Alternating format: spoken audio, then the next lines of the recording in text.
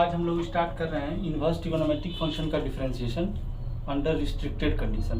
Restricted condition में inverse trigonometric function को हम लोग कैसे डिफरेंशिएट करते हैं, तो उसका कंसेप्ट और उस पर कुछ सवाल देखते हैं। देखिए, इसके पहले बच्चों की हम लोग सवाल देखें, इसका कंसेप्ट थोड़ा देखें। T inverse of T y equal to T inverse of T, यानी F inverse of F X का ग्राफ ट्रिगोनोमेट्रिक फंक्शन का हम लोग देखते हैं। जैसे पहला ग्राफ देखिए, यहाँ देखिए बच्चों, और ये ग्राफ हम मिटाएंगे नहीं, इरेज नहीं करेंगे। देखिए, जैसे y equal to sine inverse of sine x, इसका अगर ग्राफ देखें तो इसका रेंज होता है -π/2 से π/2, ठीक है, -π/2 से +π/2 तक, और इसका ग्राफ होता है ऐसा।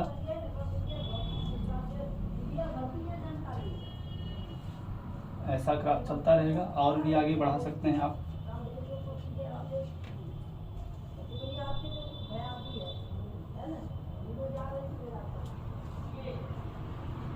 और इधर भी ऐसा है,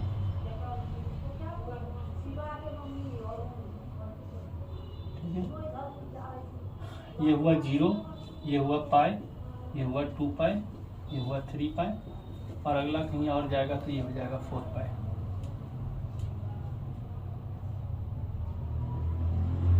यहाँ भी ये आया -π, यहाँ आएगा -2π, यहाँ अगला आएगा -3π, ठीक है।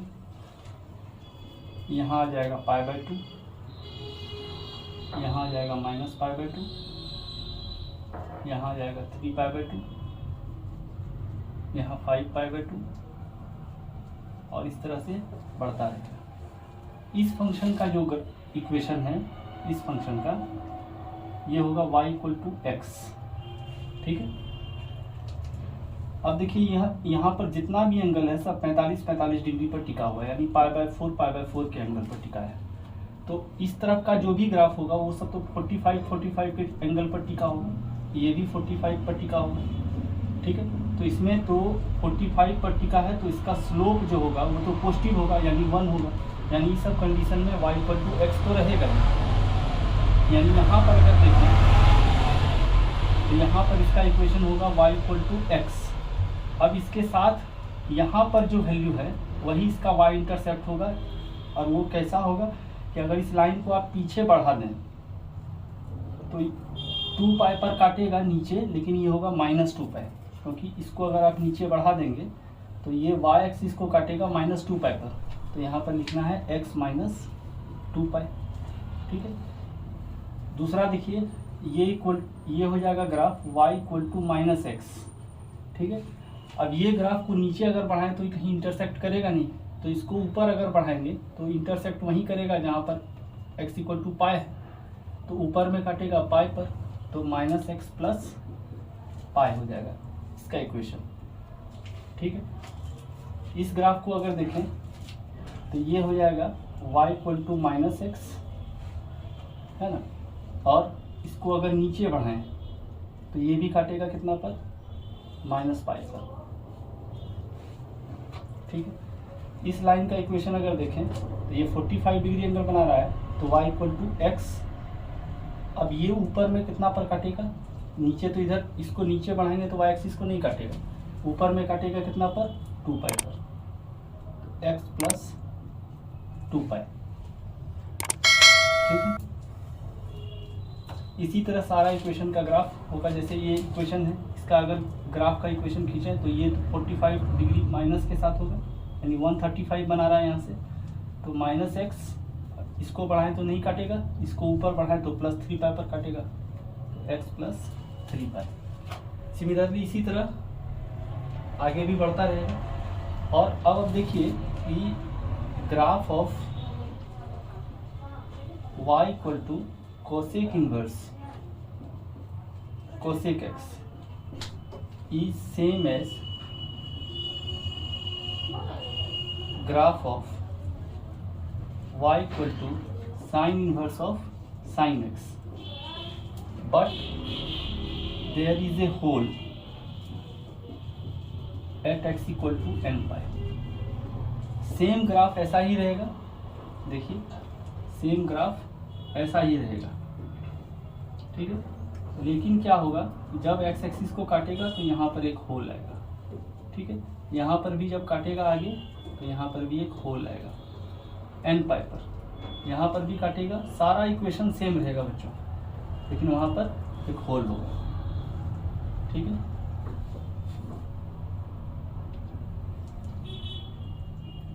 और सारा इक्वेशन ऐसा ही रहेगा, यहाँ पर भी एक होल होगा। तो ये हो गया, ये भी -π/2 से +π/2 तक, और ये हो गया 0, ये हो गया पाई, ये हो गया 2 पाई, ये हो गया 3 पाई, ये -π, ये -2 पाई। ये y equal to cosec inverse cosec x का ग्राफ है, ठीक है। ओके, अगला ग्राफ देखते हैं हम लोग, ठीक है। तो इस चीज को भी y equal to cos inverse cos x कर दो। इसका ग्राफ जो होता है वो 0 से पाई के बीच में होता है। ये 0, ये y इक्वल टू 0 हुआ और ये y इक्वल टू पाई हुआ। तो इसमें इसका जो ग्राफ होता है, ये देखिए इस तरह का ग्राफ होता है। अगर आपको ग्राफ पर पकड़ है तो इसका डिफरेंशिएशन आप आराम से कर सकते हैं, ठीक है। ये हो गया 0, ये हो गया 2 पाई, ये हो गया 4 पाई, इधर भी -2 पाई, ठीक है। और इधर आए और इधर -4 पाई, बीच में हुआ आपका पाई, बीच में हुआ 3 पाई, बीच में हुआ आपका -पाई, बीच में हुआ आपका -3 पाई, ठीक है। अब देखिए इसका ग्राफ का इक्वेशन जो होगा y इक्वल टू x होगा, ठीक है।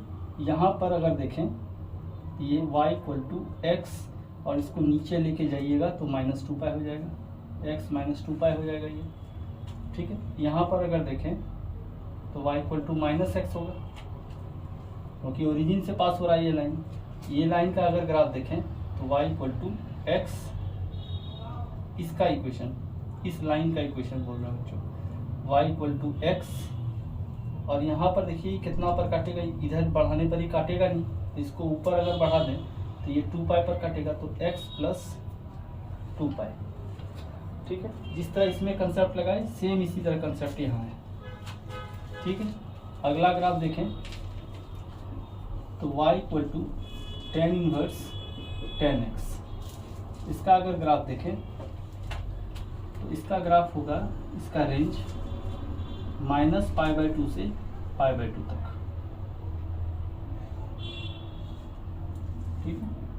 -π/2 से π/2 तक। अब इसका ग्राफ देखें तो इसका ग्राफ इस तरह से होगा और यहाँ पर ग्राफ टूटा रहेगा, यहाँ पर ग्राफ टूटा रहेगा और ये वैल्यू जो आएगा ये होगा 0, ये होगा -π/2 +π/2 और इस जगह पर होगा -π/2। फिर यहाँ से इसी तरह ग्राफ ये आगे बढ़ेगा, ठीक है। ये हो जाएगा आपका पाई और ये हो जाएगा वैल्यू आपका, यहाँ पर एक डॉट आएगा जिसको आप बोल सकते हैं 3π/2, और सिमिलरली इसी तरह पीछे भी आगे देखें। तो इसका इक्वेशन तो हो गया y इक्वल टू x। इस लाइन, इस ग्राफ का अगर खींचें इक्वेशन तो ये क्या होगा, y इक्वल टू x, इसका इक्वेशन हो जाएगा y इक्वल टू x। और ये देखिए y एक्सिस को नीचे काटेगा तो x -π। जिस तरह वहाँ कंसेप्ट लगाया बस सेम कंसेप्ट यहाँ है, ठीक है। अब इससे रिलेटेड सवाल जो डिफरेंशिएशन का होता है, इस ग्राफ के मदद से हम लोग कैसे बनाते हैं। नॉर्मली बुक में रहता है बच्चों कि उस रिस्ट्रिक्शन के अंदर डोमेन को ला के और उसके बाद सॉल्व करते हैं हम लोग। तो हम लोग वो चीज़ को नहीं करके इस ग्राफ के मदद से फंक्शन को डिफरेंशिएट कर देंगे। तो देखते हैं इस पर कुछ आधारित सवाल, हम इस ग्राफ को इरेज नहीं करेंगे बच्चों, ठीक है। तो देखते हैं इस पर कुछ आधारित सवाल।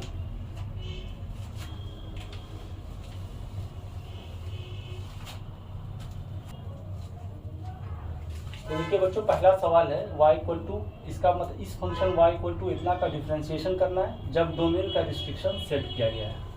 ठीक है, इसका सॉल्यूशन करते हैं हम लोग। ये पुट किए x equal to sine theta. ठीक है, और यहीं से हो जाएगा थीटा का मान साइन इनवर्स x। ओके, पहला कंडीशन में देखते हैं, जब -1/2 से बड़ा है x और 1/√2 से छोटा है। ठीक है, x equal to sine theta जब इसमें आप भरेंगे तो y इक्वल टू वैल्यू आ जाएगा sine inverse 2 sine theta into cos theta. ये हो जाएगा साइन इनवर्स साइन 2 थीटा। ठीक है, अब इससे पहले वाले वीडियो में कोई कंडीशन नहीं था तो हम लोग डायरेक्ट 2 थीटा लिख देते थे। अब यहाँ कंडीशन आ रहा है तो इसके बाद रुक जाएंगे हम लोग और इस कंडीशन को देखने का कोशिश करेंगे। तो -1/2 से बड़ा है x का वैल्यू है साइन थीटा, तो लिख देंगे साइन थीटा, और छोटा है 1/√2 से। तो देखिए ये हो जाएगा -π/6 से बड़ा थीटा और π/4 से छोटा। अब हमको चाहिए 2 थीटा, तो 2 थीटा करने के लिए 2 थीटा करने के लिए इसमें 2 से दोनों तरफ मल्टीप्लाई कीजिए। ये हो जाएगा -π/3 से बड़ा 2 थीटा और छोटा π/2 से। ठीक है, अब देखिए ये एंगल कहाँ सेट हो रहा है, साइन वाले में, T inverse of T theta में साइन वाले में कहाँ सेट हो रहा है। ये आप इसको x मान लीजिए मन में, या z मान लीजिए, या कुछ भी मान लीजिए। -π/3 से π/2 के बीच में इसका क्या वैल्यू हो रहा है। तो देखिए π/2 यहाँ तक है और ये -π/2 है, इसी के बीच में कहीं -π/3 आ जाएगा। तो यहाँ से यहाँ तक के बीच में ये फंक्शन क्या हो जा रहा है, y इक्वल टू x, मतलब ये डायरेक्ट ही x उतर जा रहा है, मैंने यही एंगल उतर जा रहा है। तो यहाँ पर क्या एंगल उतरेगा, डायरेक्ट 2 थीटा। तो y का वैल्यू हो गया 2 थीटा और थीटा का वैल्यू है साइन इनवर्स x। तो यहाँ से dy/dx आ गया बच्चों 2/√1 - x²। ठीक है, इसी में दूसरा पार्ट को सॉल्व करते हैं हम लोग। ठीक है, देखिए दूसरा पार्ट को सॉल्व करें तो हम लोग का y इक्वल टू आया था साइन इनवर्स साइन 2 थीटा। अब यहाँ से कंडीशन देखिए कि -½ 1/√2 से प्लस 1/√2 से बड़ा है x और 1 से छोटा है। तो 1/√2 से बड़ा हुआ x का वैल्यू साइन थीटा और छोटा हो गया 1 से, यानी π/4 से बड़ा है थीटा और छोटा है π/2 से। ठीक है, अब यहाँ 2 से गुना करेंगे तो π/2 से बड़ा हो जाएगा 2 थीटा और छोटा होगा π से। जब ये एंगल इस दोनों वैल्यू के बीच में लाई करता है तब उसका वैल्यू क्या टूट के आता है वो देखें। तो π/2 से π के बीच में, देखिए π/2 से π के बीच में इसका जो आउटपुट होगा वो होगा y इक्वल टू π - x या -x + π। तो y इक्वल टू हो जाएगा π - x की जगह 2 थीटा। तो बस यहाँ से बैठा देना है थीटा का वैल्यू साइन इनवर्स x है। तो dy/dx हो गया बच्चों -2/√1 - x²। ठीक है, इसमें आपको कोई भी डोमेन में फिर इतना से इतना के बीच में जोड़ के लाने का कंडीशन नहीं रहेगा। अगर आपको ग्राफ दिमाग में है या आप एक किनारे में कॉपी में ग्राफ लिख लेंगे एक पेज में और इस सवाल को आप आराम से सॉल्व कर सकते हैं। ठीक है, अगला सवाल 3rd नंबर देखते हैं। ठीक है, 3rd नंबर सवाल देखिए। 3rd नंबर सवाल यहाँ पर दिया हुआ है -1 से बड़ा है x और -1/√2 से छोटा है। तो यहाँ से -1 से बड़ा हो गया साइन थीटा, छोटा हो गया -1/√2 से। इसका मतलब -π/2 से बड़ा है थीटा और छोटा है -π/4 से। अब इसमें 2 से गुना करेंगे हम लोग तो -π से बड़ा हो जाएगा, 2 से गुना करेंगे 2 कट जाएगा और ये होगा 2 थीटा और छोटा होगा -π/2 से। -π से -π/2 के बीच में, -π से -π/2 के बीच में ये लाइन है। इसका इक्वेशन देखिए क्या है, इसका इक्वेशन है y इक्वल टू -x - π। तो यहाँ जो एंगल है, एंगल में -π जुटा हुआ है, यहाँ एंगल है 2 थीटा, तो -2 थीटा और -π, ये इसका वैल्यू आ जाएगा बच्चों। तो इसका मतलब y इक्वल टू आ गया -2 sine inverse x minus pi. अब dy/dx अगर करेंगे तो यह आ जाएगा -2/√1 -x²। ठीक है, इस पर आधारित अगला सवाल देखते हैं बच्चों।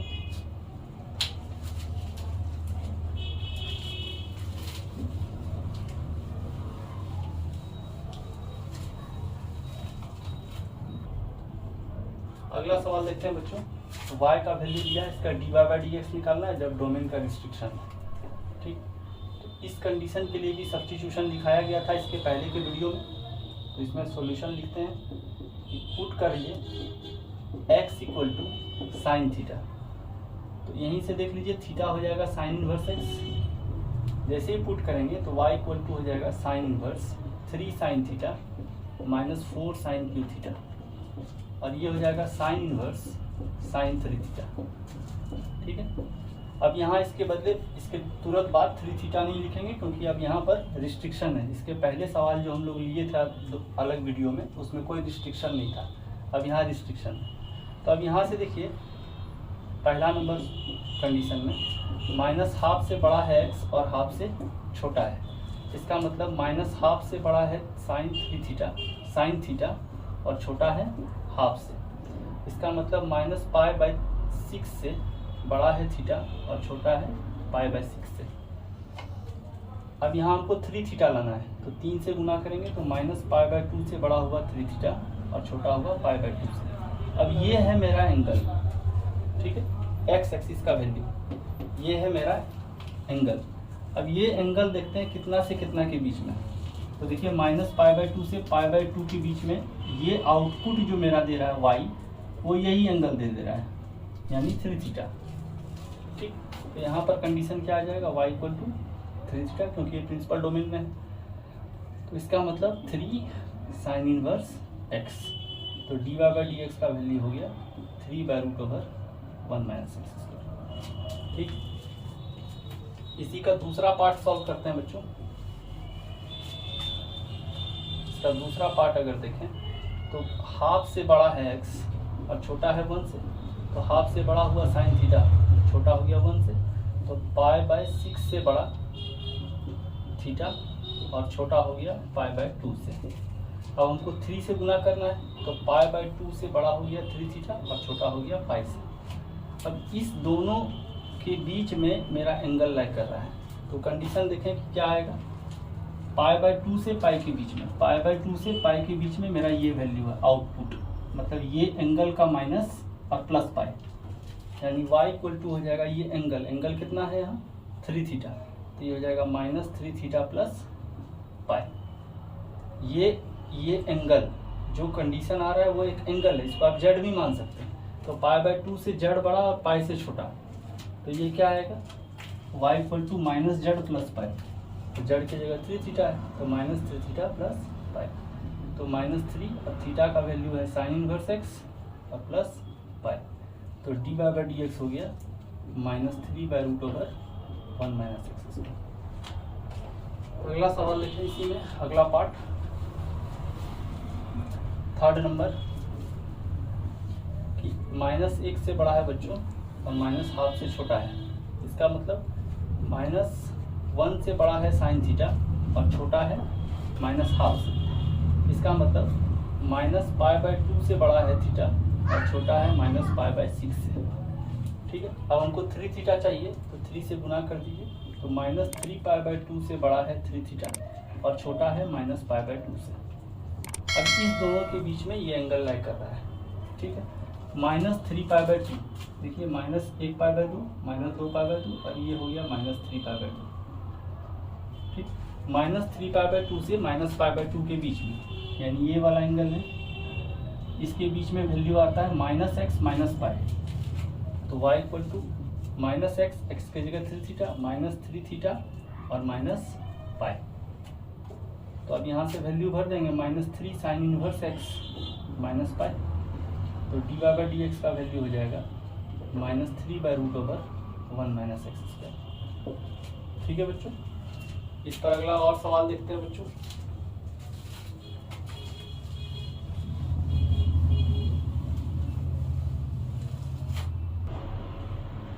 अगला सवाल देखिए बच्चों, यही है, इसमें सॉल्यूशन करते हैं। सबसे पहले सब्स्टिट्यूशन आसान ही है, पुट कीजिए x equal to cos theta, यहीं से हो जाएगा थीटा का मान कॉस इनवर्स x, ठीक है। अब जैसे वहाँ बैठाएंगे तो ये आएगा कॉस इनवर्स कॉस 2 थीटा। अब इतना लिख के छोड़ देंगे।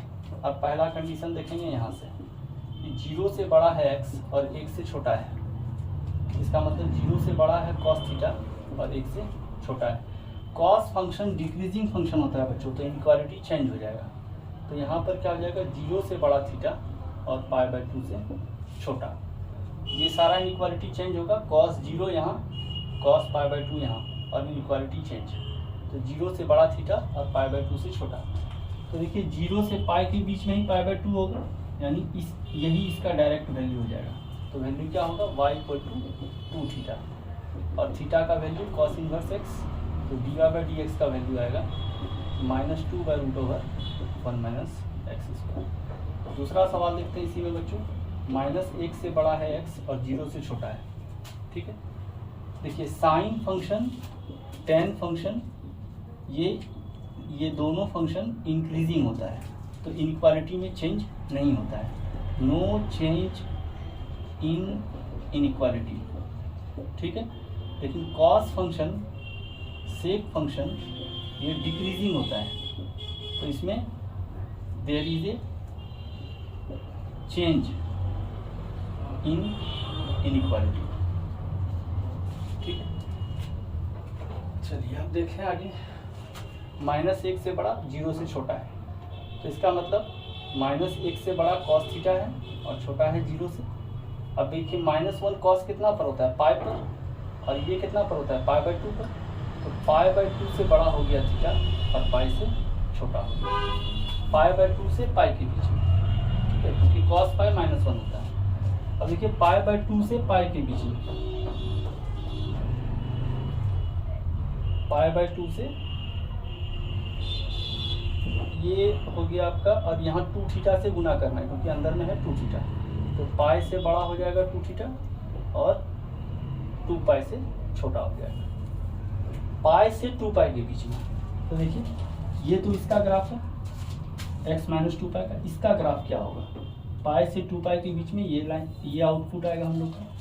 तो सबसे पहले देखिए ये एंगल है 45 डिग्री, तो यहाँ से 135, तो y इक्वल टू हो गया -x के। अब यहाँ पर 2 पाई है, अगर इस y एक्सिस को ऊपर खींचे तो ये भी काटेगा 2 पाई पर, प्लस पर, तो -x प्लस 2 पाई, ये इसका आउटपुट होगा। तो y का वैल्यू क्या हो जाएगा, -x, x की जगह 2 थीटा है, तो -2 थीटा प्लस 2 पाई, तो y इक्वल टू हो जाएगा -2 cos इनवर्स x प्लस 2 पाई। dy/dx अगर आप निकालेंगे तो ये हो जाएगा 2/√1 - x², ठीक है बच्चों। अगला सवाल देखते हैं।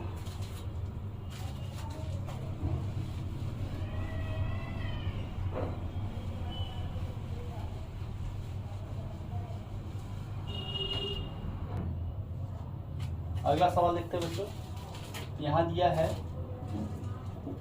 y equal to tan inverse 2x/1 - x², ठीक है। 2x/1 - x², पुट करेंगे x equal to tan theta, और यहीं से थीटा का मान हो जाएगा tan इनवर्स x, ओके। तो यहाँ से हो जाएगा y equal to tan inverse 2 tan theta by 1 - tan² theta, और यहाँ से आ जाएगा tan इनवर्स tan 2 थीटा, ठीक है। अब कंडीशन को अप्लाई करते हैं, -1 से बड़ा है x और 1 से छोटा है, इसका मतलब -1 से बड़ा है tan थीटा और छोटा है 1 से, इसका मतलब -π/4 से बड़ा है थीटा और छोटा है π/4 से। 2 से गुना करेंगे तो -π/2 से बड़ा है 2 थीटा और छोटा है π/2 से। अब देखिए -π/2 से प्लस π/2 के बीच में है अगर, तो वैल्यू क्या आता है, y इक्वल टू वही एंगल जो यहाँ है, तो यहाँ पर क्या एंगल है 2 थीटा, तो y इक्वल टू इस कंडीशन में क्या हो जाएगा 2 थीटा, और थीटा का वैल्यू है tan इनवर्स x, तो dy/dx क्या होगा 2/1 + x², ठीक है। बी नंबर सवाल देखें बच्चों, तो माइनस इन्फिनिटी से बड़ा है x और -1 से छोटा है। इसका मतलब माइनस इन्फिनिटी से बड़ा है tan थीटा और छोटा है -1 से। इसका मतलब -π/2 से बड़ा है थीटा और छोटा है -π/4 से। 2 से गुना करें तो -π से बड़ा हो जाएगा 2 थीटा और छोटा हो जाएगा -π/2 से। -π से -π/2। तो अब देखिए इसका अगला ग्राफ जो होगा बच्चों वो ऐसा होगा,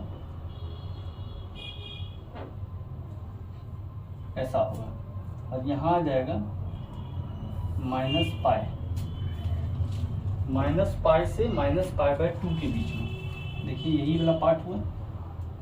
इसका आउटपुट क्या होगा? तो सबसे पहले इसका आउटपुट होगा y = x और यहाँ पर देखिए ये काट रहा है इसको -π पर, ठीक है। ये वैल्यू, ये वाला वैल्यू है -π/2 जहाँ पर ये फंक्शन डिफाइन नहीं हो रहा है, ठीक है। -π है यहाँ, ऊपर जाएगा तो +π पर काटेगा तो x + π हो जाएगा इसका आउटपुट, ठीक है। तो y = हो जाएगा x यानी 2 थीटा और प्लस π। तो यहाँ से हो जाएगा 2 tan इनवर्स x प्लस π। तो dy/dx हो जाएगा बच्चों 2/1 + x², ठीक है। सी नंबर पार्ट देखते हैं।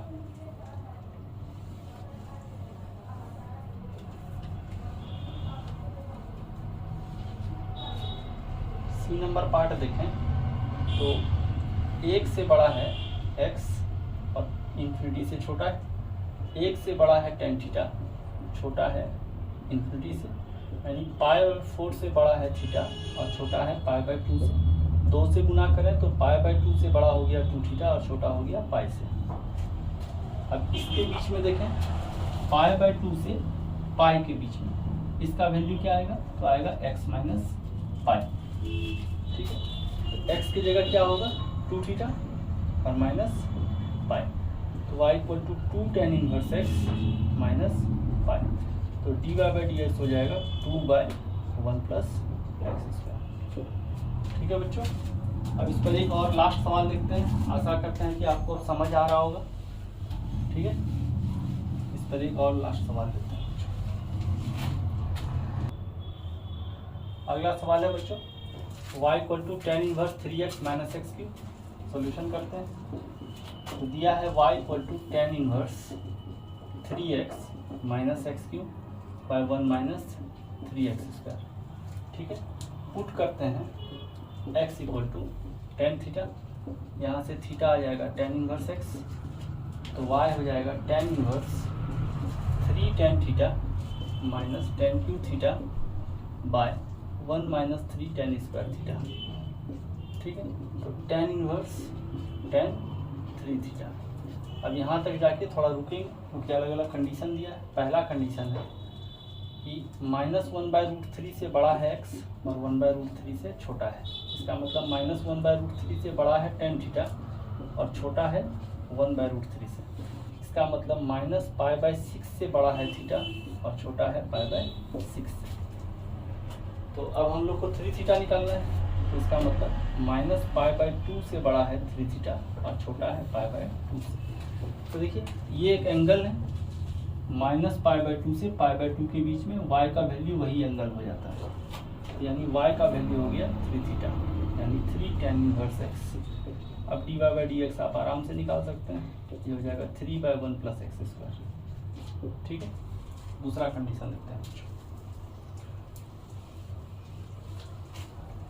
सवाल नंबर बी, x जो है बड़ा है 1/√3 से, ठीक है। इसका मतलब tan थीटा बड़ा है 1/√3 से, इसका मतलब थीटा बड़ा है π/6 से, ठीक है। थीटा बड़ा है π/6 से, तो π/6 कहीं यहीं होगा, ठीक है। π/6 से π/2 के बीच में अगर देखें, ठीक है, π/6 से π/2 के बीच में अगर देखें तो वैल्यू आ जाता है y = x, यानी यहाँ पर भी वैल्यू अब 3 से गुना करना होगा। सॉरी बच्चों, यहाँ थीटा बड़ा है π/6 से, 3 थीटा बड़ा हो जाएगा π/2 से। तो अब π/2 से बड़ा देखें π/2 से बड़ा, यानी इस रीजन में आएंगे हम लोग। इस रीजन में देखें तो y का वैल्यू है x माइनस पाई, यानी एंगल जो है वो और माइनस पाई, तो y इक्वल टू हो जाएगा ये एंगल और माइनस पाई, यानी 3 tan inverse x minus pi, क्योंकि थीटा का वैल्यू tan इनवर्स x है। अब dy/dx अगर आप करेंगे तो आ जाएगा 3/1 + x²। ठीक है, इसी में अगला वैल्यू देखें।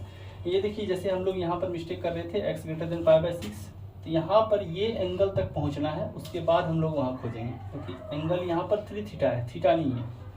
ठीक है, चलिए अगला देखें। इसी में सी पार्ट को, सी पार्ट दिया है x < -1/√3, इसका मतलब tan थीटा < -1/√3, इसका मतलब थीटा -π/6, इसका मतलब 3 थीटा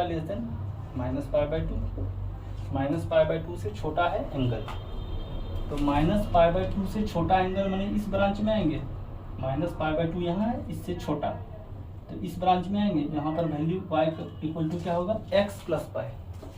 ठीक है, तो x माने ये एंगल और प्लस पाई, तो ये हो जाएगा 3 tan inverse x plus pi, क्योंकि थीटा का मान tan इनवर्स x है, तो dy/dx हो जाएगा 3/1 + x²।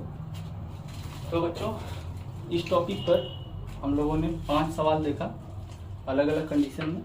आशा करते हैं कि आपको ये ग्राफ समझ में आया होगा, इस ग्राफ से ये इक्वेशन कैसे निकालते हैं वो समझ में आया होगा, और कैसे फंक्शन को डिफ्रेंशिएट करते हैं अलग अलग कंडीशन में। तो मिलते हैं बच्चों अगले वीडियो में। आप प्लीज़ लाइक, सब्सक्राइब और शेयर कीजिए। थैंक यू बच्चों।